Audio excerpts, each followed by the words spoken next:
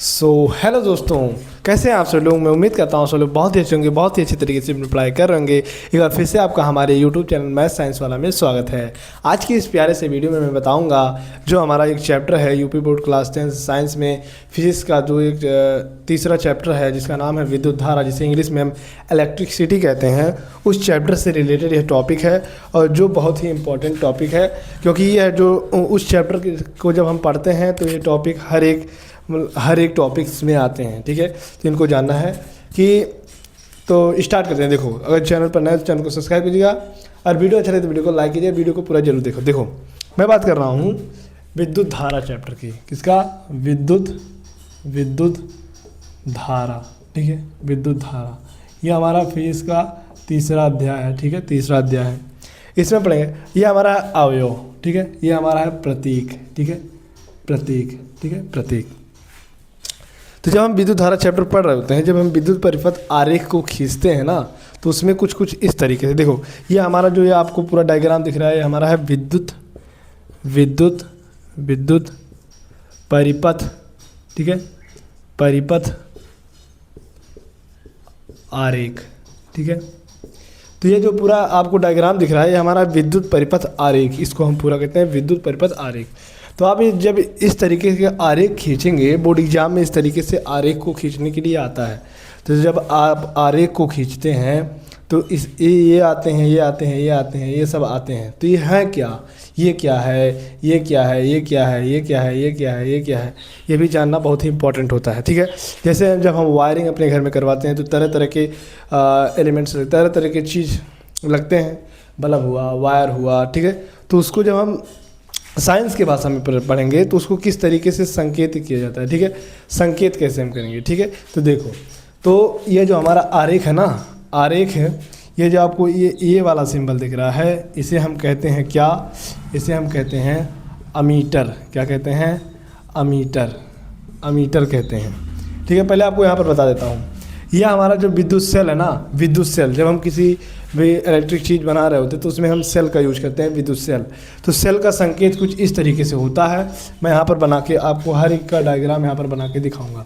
तो जो हमारा विद्युत सेल होता है, विद्युत सेल का डायग्राम इस तरीके से बनता है। देखो, यहाँ पर आप ऐसे खींचेंगे, एक बड़ी डंडी, एक ऐसे बड़ी डंडी खींचेंगे, उसके बाद एक छोटी डंडी, उसके बाद ऐसे खींच देंगे।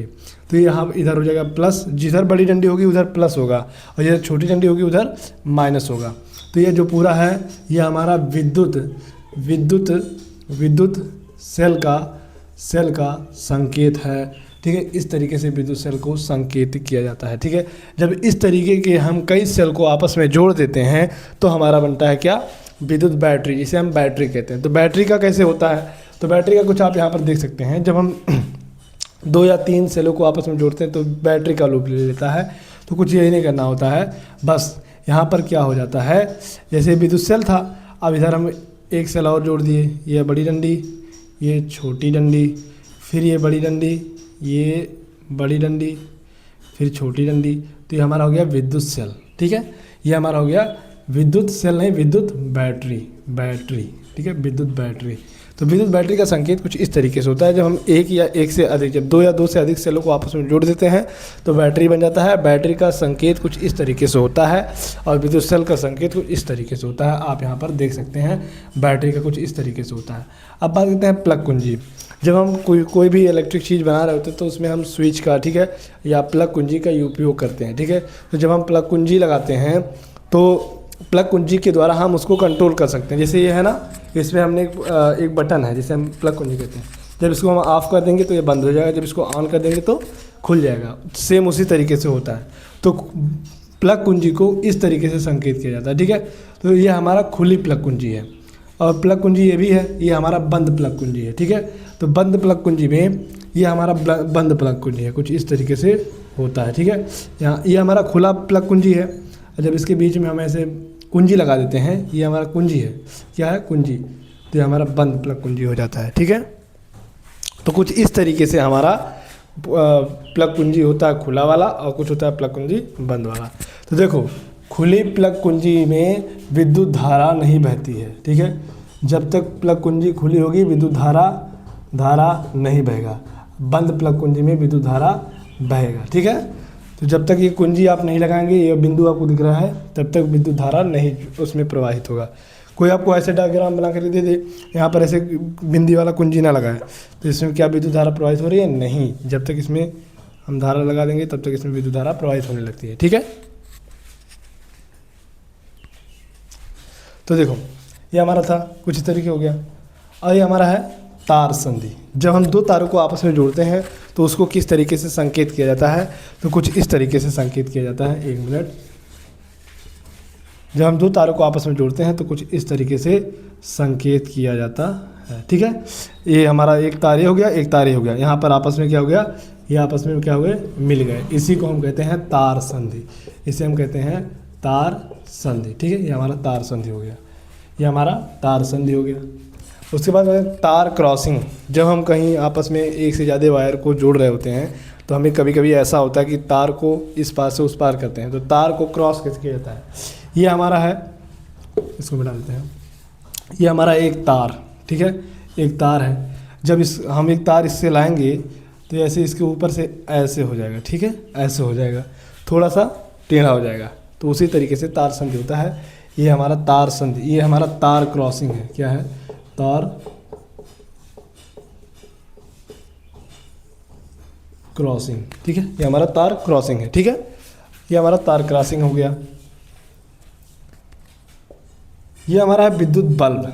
अब देखो, जब हम किसी में बल्ब लगाते हैं तो बल्ब का संकेत कैसे होता है? ठीक है, तो बल्ब का संकेत कुछ इस तरीके से होता है। देखो ये हो गया, इससे हम बल्ब का संकेत ऐसे बना देते हैं। ये हमारा हो गया विद्युत बल्ब। ठीक है, विद्युत बल्ब हो गया।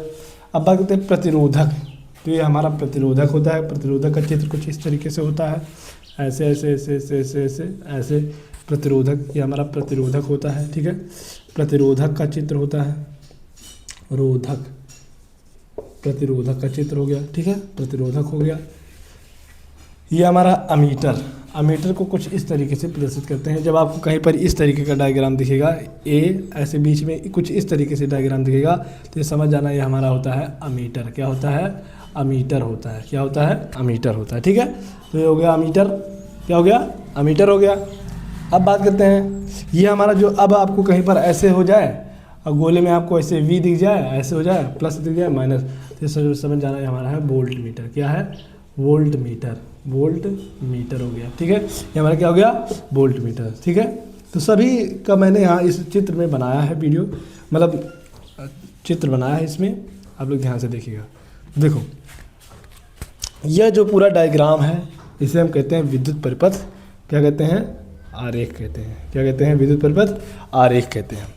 इस तरीके के आरेख होते हैं। जब हम कहीं भी कुछ लंबे वायर्स कर रहे होते हैं तो उसमें तरह तरह के तत्व लगाते हैं। ठीक है, तरह तरह की चीज़ों को लगाते हैं। वही तरीके यहाँ पर भी है। देखो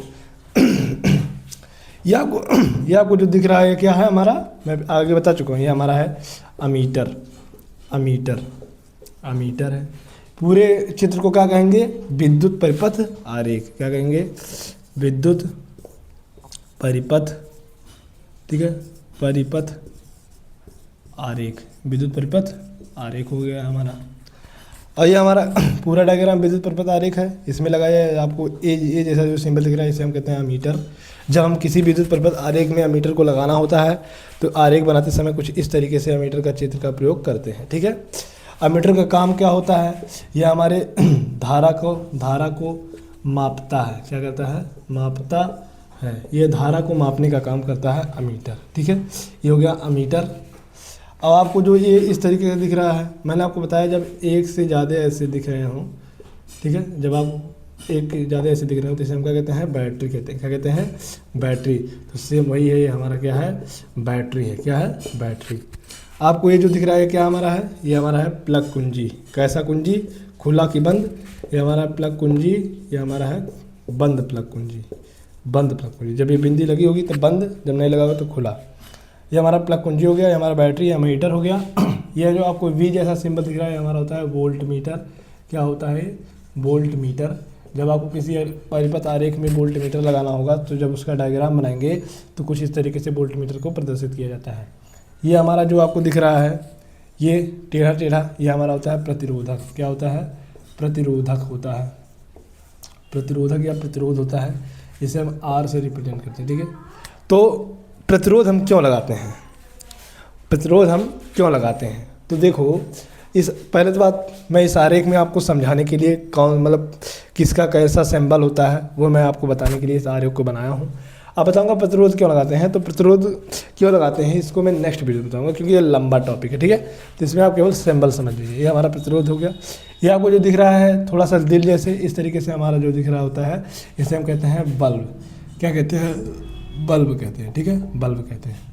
और इसमें धारा ऐसे प्रवाहित हो रही होगी, तो धारा को प्रवाहित करने के लिए आई से रिप्रेजेंट किया जाता है। तो आई होप आपको इतना समझ में आया होगा कि जब हम आरेख बनाते हैं तो मान लो जब हमको बैटरी लगाना होगा तो उसका संकेत कैसे देंगे, उसका डायग्राम कैसे होता है।